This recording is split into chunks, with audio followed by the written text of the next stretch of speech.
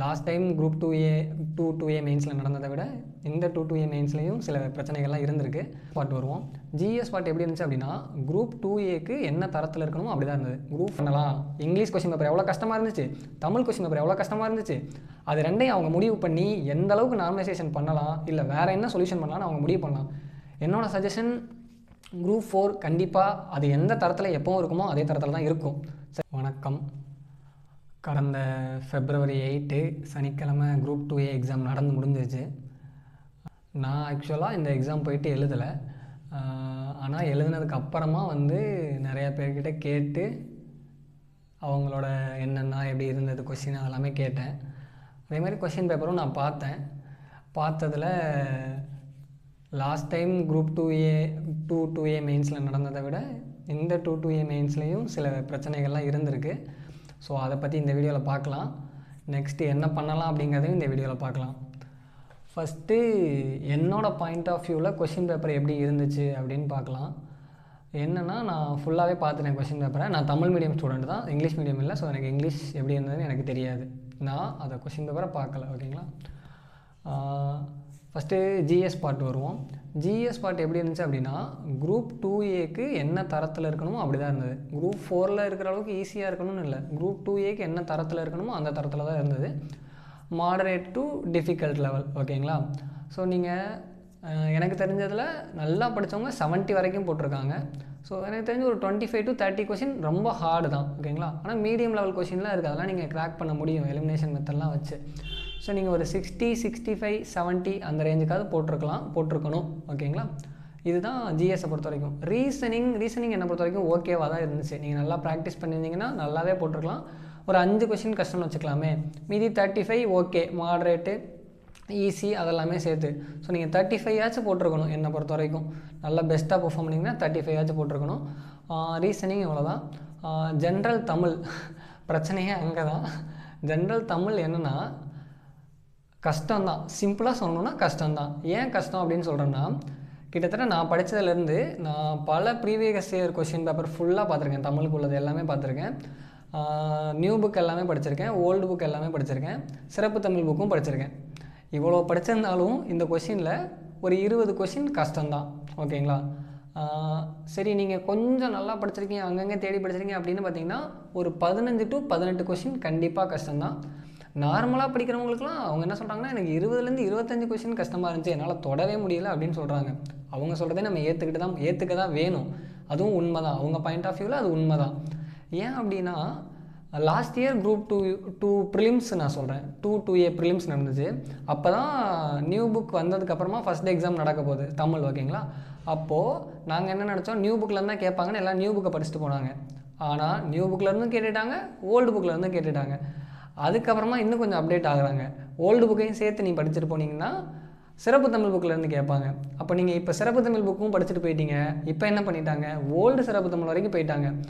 அதுவும் இல்லாமல் தமிழில் எந்தெந்த இடத்துல கொஞ்சம் அதிகமாக டஃப்னஸ் இருந்துச்சு அப்படின்னு பார்த்தீங்கன்னா, பொருள் உணர்திறனில் கொஞ்சம் கஷ்டமாக இருந்தது. அது புக்கில் நீங்கள் இது வரைக்கும் எங்கேயுமே பார்த்துருக்க முடியாது, நான் பார்த்ததில்ல.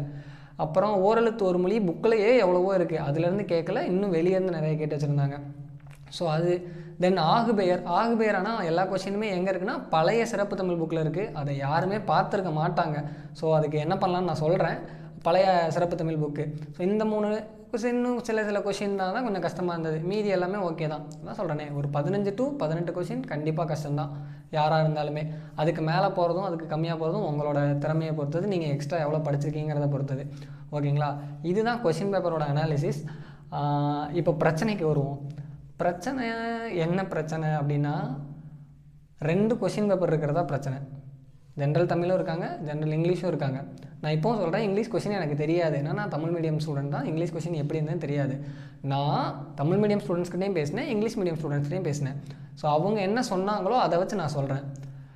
ஓவராலாக இங்கிலீஷ் மீடியம் என்ன சொல்கிறாங்கன்னா, ஒரு 10லேருந்து 12 கொஷின் கஷ்டம்னு சொல்கிறாங்க. அவங்களும் கஷ்டம்னு தான் சொல்கிறாங்க. 10லேருந்து 12 கொஷின்.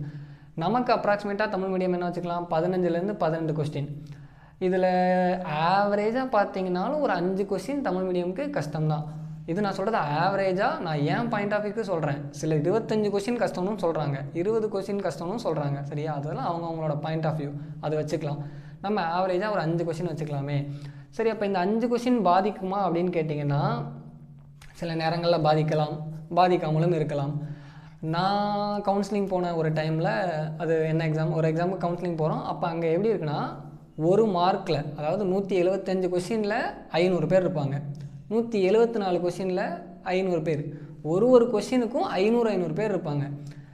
குரூப் 2Aல ஒரு 2000 போஸ்டிங் வச்சுக்கலாமா, 2000 ப்ளஸ் இன்னும் இன்க்ரீஸ் ஆகுதுன்னு வச்சுக்கலாமே. 500 பேர்னால் கிட்டத்தட்ட ஒரு 4-5 மார்க்குகளில் தான் இருப்பாங்க. சரி, அப்படி கூட வேணாம், ஒரு 10 மார்க்குள்ளே இருப்பாங்கன்னு வச்சுக்கோம். ஒரு 155லேருந்து ஒரு 145 வரைக்கும் இருக்காங்கன்னு வச்சுக்கலாம். இதெல்லாம் சொல்கிறது சும்மா ஒரு வேல்யூக்காக சொல்கிறேன். அப்போது அந்த 5 மார்க்குங்கிறது இம்பேக்ட் இருக்கும். இதில் என்னென்னா, நீங்கள் இங்கிலீஷ் மீடியம் ஸ்டூடெண்ட்ஸ் எல்லாம் ப்ளேம் பண்ண முடியாது, சரிங்களா? அவங்களும் படித்தாங்க, எக்ஸாம் வந்தாங்க, அவங்களுக்கு ஒரு கொஷின் பேப்பர் கொடுத்தாங்க, அதை அவங்க எழுதுனாங்க. தமிழ் மீடியம் போனாங்க, அவங்களுக்கு ஒரு கொஷின் பேப்பர் கொடுத்தாங்க, அதை எழுதுனாங்க. இப்போது தமிழ் மீடியம் கொஷின் கஷ்டமாக தான் இருந்துச்சு, அதை கண்டிப்பாக அதுக்கு மாற்றுக்கிறதே கிடையாது. ஏன் இதை பிரச்சனைன்னு சொல்கிறோம் அப்படின்னா, 2 கொஷின் பேப்பர் இருக்கிறனால அதை அப்படி தான் சொல்கிறோம். இப்போது ஒரே கொஷின் பேப்பர் இருக்குது, ஒரே கஷ்டம்னா யாருக்கும் எந்த பிரச்சனையும் இல்லை. 2 கொஷின் பேப்பர் இருக்கும்போது ஒரு கொஷின் பேப்பரில் கொஞ்சம் ஈஸின்னு கூட சொல்ல வேணாமே, ஈஸின்னு சொல்ல வேணாம், நமக்கு ரொம்ப கஷ்டம், அவங்களுக்கு ஓரளவுக்கு கஷ்டமாக இருந்திருக்கு. ஸோ அந்த வித்தியாசம் இருக்குங்க இல்லையா? அப்போ அந்த வித்தியாசம் உங்களை வேறுபடுத்தும். ஸோ அதுக்கு சொல்யூஷன் என்ன அப்படின்னு பார்த்தீங்கன்னா, எல்லோரும் சொல்கிற சொல்யூஷன் தான் நார்மலைசேஷன் தான். ஆனால் நார்மலைசேஷன் நீங்கள் நினைக்கிற அளவுக்கு ஈஸியும் கிடையாது, அதை டக்குன்னு பண்ணிட முடியாது, அதுலேயும் எரர்லாம் வருது. ஸோ நார்மலைசேஷன் என்ன பண்ணலாம் அப்படின்னா, அதை அந்த எக்ஸாம் நடத்துகிற போர்டு முடிவு பண்ணட்டும். நார்மலைசேஷன் எவ்வளோ பண்ணலாம், இங்கிலீஷ் கொஷின் பேப்பர் எவ்வளோ கஷ்டமாக இருந்துச்சு, தமிழ் கொஷின் பேப்பர் எவ்வளோ கஷ்டமாக இருந்துச்சு, அது ரெண்டையும் அவங்க முடிவு பண்ணி எந்த அளவுக்கு நார்மலைசேஷன் பண்ணலாம், இல்லை வேறு என்ன சொல்யூஷன் பண்ணலான்னு அவங்க முடிவு பண்ணலாம். இப்போது இதை பற்றி நிறையா பேர் பேசிகிட்டு இருக்காங்க. டிஎன்பிஎஸ்சி இருக்காங்கன்னா அவங்க ட்விட்டரில் இருக்காங்க, டெலகிராமில் இருக்காங்க, யூடியூப்பில் இருக்காங்க. நம்ம பேசுகிறதெல்லாம் அவங்களுக்கு நிச்சயமாக தெரியும். நீங்கள் கேட்குற குவரிஸ்க்கெல்லாம் ஆன்சராக டெலகிராமில் ரிப்ளை பண்ணுறாங்களா, நீங்கள் மெயில் போட்டாலும் ரிப்ளை பண்ணுறாங்களா? ஸோ இதுக்கும் கண்டிப்பாக அவங்க ஒரு சொல்யூஷன் பண்ணுவாங்க, ரிப்ளை பண்ணுவாங்க, சரிங்களா? நீங்கள் காமாக கேட்கலாம், நிச்சயமாக இது அவங்க காதுகளுக்கு போகும், அதுக்கு அவங்க நிச்சயமாக சொல்யூஷன் சொல்லுவாங்க, சரிங்களா? அது கண்டிப்பாக நடக்கும். ஆனால் இதுக்கு லாங் டேர்ம் சொல்யூஷன், ஒரு நிரந்தர சொல்யூஷன் என்னென்னு கேட்டிங்கன்னா, ஜென்ரல் தமிழும் ஜென்ரல் இங்கிலீஷும் இல்லாமல் இருக்கிறது தான் சொல்யூஷன். ஏன் அப்படின்னு கேட்டிங்கன்னா, இங்கே நடக்கிறது அன்ஃபேரான்னு கேட்டிங்கன்னா அன்ஃபேர் தான். குரூப் 4ல் இங்கிலீஷ் இல்லாதது இங்கிலீஷ் மீடியம் ஸ்டூடெண்ட்ஸ்க்கு அன்ஃபேர் தான். இப்போது தமிழ் கஷ்டமாக கேட்டது தமிழ் மீடியம் ஸ்டூடெண்ட்ஸ்க்கு அன்ஃபேர் தான், ஓகேங்களா? இதை நம்ம யார் பக்கம் நியாயம் யார் பக்கம் நியாயம் இல்லை அப்படிலாம் எதுவும் சொல்ல முடியாது. எல்லாருமே ஸ்டூடெண்ட்ஸ் தான், எல்லாருமே கஷ்டப்பட்டு தான் படிக்கிறாங்க, அவங்களும் வேலை வேணும்னு தான் படிக்கிறாங்க, இவங்களும் வேலை வேணும்னு தான் படிக்கிறாங்க, சரிங்களா? ஸோ குரூப் 1 சிலபஸில் இருக்கிற மாதிரி மொத்தமாக ஜிஎஸ் வச்சுக்கலாம், 175 மார்க்குக்கு 25 மார்க்குக்கு ரீசனிங் அண்ட் மேக்ஸ் வச்சுக்கலாம். இல்லையா, இந்த இதை இன்னும் கொஞ்சம் மாற்றிக்கலாம், 150 மார்க் வந்துட்டு வச்சுக்கலாம், 50 மார்க்கு இது கூட வச்சுக்கலாம். இல்லை, இன்னொரு ஆப்ஷன் கூட இருக்குது. இது என்னோடய தனிப்பட்ட கருத்து, இது வந்துட்டு நான் யாரையும் திணிக்கலை, யாருக்கும் எதுவும் சொல்லலை.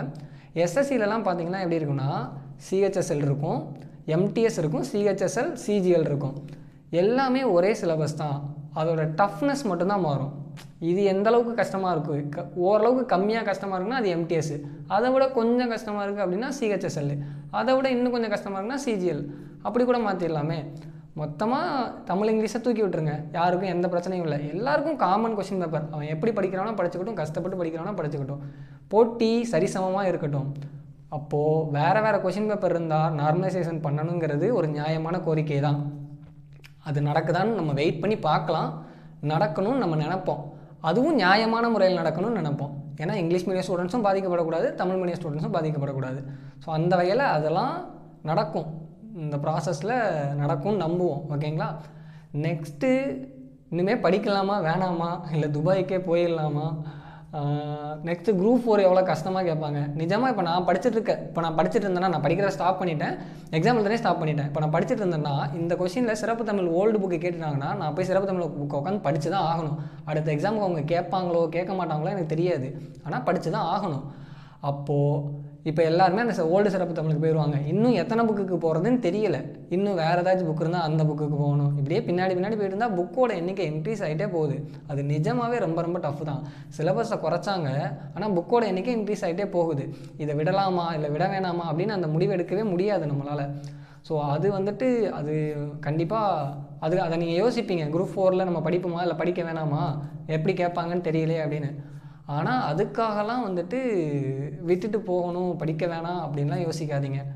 என்னோடய சஜஷன், குரூப் 4 கண்டிப்பாக அது எந்த தரத்தில் எப்போவும் இருக்குமோ அதே தரத்தில் தான் இருக்கும். சரிங்களா?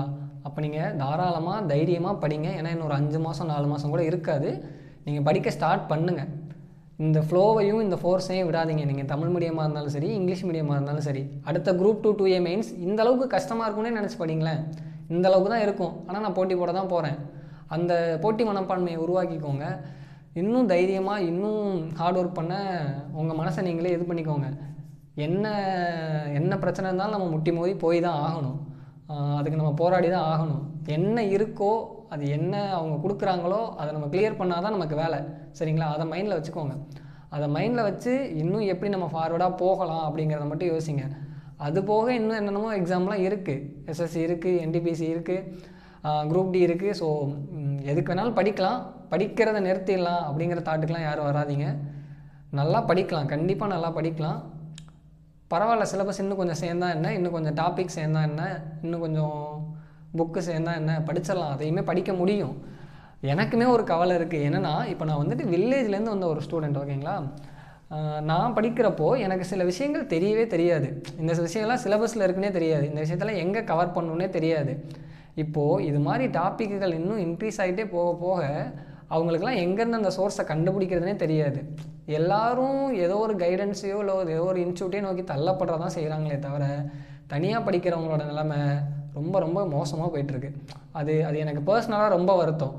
ஏன்னா ஒருத்தர் தனியாக படிக்கிறாங்க, ஒரு வில்லேஜ்லேருந்து வர ஸ்டூடெண்ட்டுக்கு எக்ஸ்போசர் கம்மியாக தான் இருக்கும். அவர் ரொம்ப கஷ்டப்பட்டு தான் படிப்பார். அவங்களையும் கருத்தில் வச்சு தானே ஒரு கொஷின் பேப்பர் இருக்கணும்னு ஒரு ஆசை இருக்கும் எனக்கு. ஸோ அதெல்லாமே இப்போ மாறிட்டுருக்கு. டஃப்னஸ் இன்க்ரீஸ் ஆகிட்டே தான் இருக்குது. ஆனால் அவங்களோட நிலைமை அதுக்கு மாறாதே. அவங்க எவ்வளோ கஷ்டப்பட்டு இவங்க கூட போட்டி போட்டாலும் அதை அவங்களால ரீச் பண்ண முடியாதே அப்படிங்கிற ஒரு வருத்தமும் இருக்குது. ஸோ பிரச்சனைகள் நிறையா இருக்க தான் செய்யுது. அதை எல்லாத்தையுமே நம்ம கடந்து தான் போயாகணும். அதை எல்லாத்தையுமே நம்ம முட்டி மோதி ஃபேஸ் பண்ணி ஜெயிச்சு தான் ஆகணும். ஓகேங்களா? அதுக்கான மனநிலையை உருவாக்கிக்கோங்க. அதுக்கான மைண்ட் செட்டை வாங்க. கண்டிப்பாக எல்லாருக்கும் வருத்தம் இருக்க தான் செய்யும். நான் இந்த எக்ஸாம் எழுதியிருந்தேன்னா நானும் உட்காந்து புலம்பியிருப்பேன், அழுக கூட செஞ்சுருக்கலாம். அந்த எக்ஸாம் எழுதாதனால எனக்கு கொஞ்சம் ஓரளவுக்கு நார்மலாக பேசிகிட்டு இருக்கேன்னு வச்சுக்கோங்க. ஆனால் அதுலேருந்து மீண்டு வர்றது உங்கள் கையில் தான் இருக்குது. படிங்க, படிக்கிறத நிறுத்த வேண்டாம். யாருமே படிங்க, ஃபுல் ஃபோர்ஸ் தான், இன்னும் தைரியமாக நல்லா படிங்க. ஓகேங்களா? தேங்க்யூ.